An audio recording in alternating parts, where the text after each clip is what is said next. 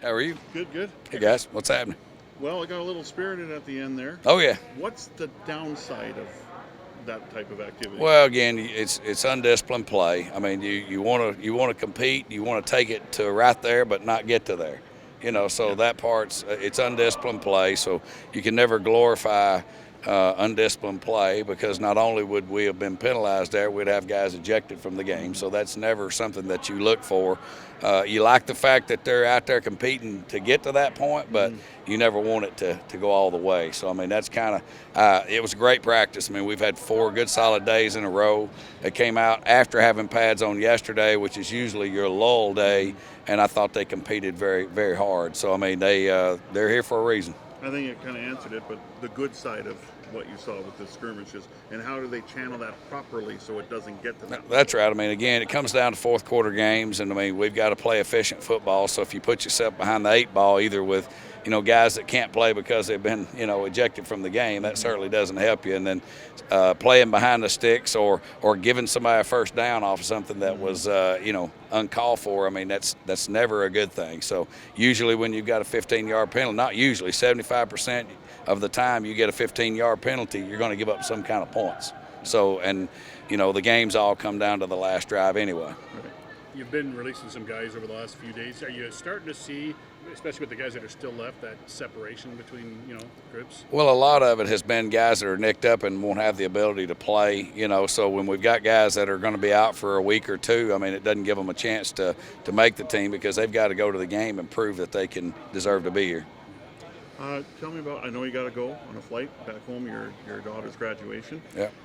As far as keeping up and tabs on what's happening here in communication with Mac, how do you go about that? Yeah, I mean, again, we text all the time anyway. We're just down the hallway from each other, but I'm texting him because he doesn't want to walk down the end of the hall, So so it won't be a whole lot different, other than the fact I'll be a little bit farther away. So the guys have, they've been through this before. We've got an excellent group of veteran coaches that know what's expected, so it'll run extremely smoothly. Probably a bigger deal for you, right? It must be hard to step away, because I know you've said before you love this time of year. So. Yeah, I mean, this is my favorite time of year. I mean, again, that's my she's my youngest one, and I call her Smingle. That's my Smingle. So she, so no she's a little character. So I'm excited about getting home to see her graduate. But then again, next morning I got to be on an airplane, get back here, and do my job. So. And they'll get you the video of tomorrow's practice. I assume you can watch on the plane. Oh yeah. I mean, I'll have my video. So yeah. Have you thought about that moment when you see your daughter cross that stage? Because you're always going to be in the moment. So when you're there, you're in the moment, right? Yeah. You're watching your little girl cross the stage. Have you thought about that moment? No, I hadn't. I've tried not to think about it too much. She had her academic awards the other night, and I got to watch it on video. So, and it started hitting me. Reality started hitting me right there. So, but it's I mean, I'm proud of her, but it's a sad time for the old guy. Yeah. Some guys wearing some interesting headgear today. I guess it doesn't look great, but safety first, right? Yeah, I mean, the league mandated, and certainly anything that we can do to keep our players, I think it's an excellent idea, so that as many guys, you keep them from banging and they don't get the head type trauma that maybe they've gotten in the past. So anything keep our players safe, I think, is outstanding. Yeah, you guys had so many injuries last year. Are you changing anything this year, the way you're operating through camp, and plan to change anything when you operate?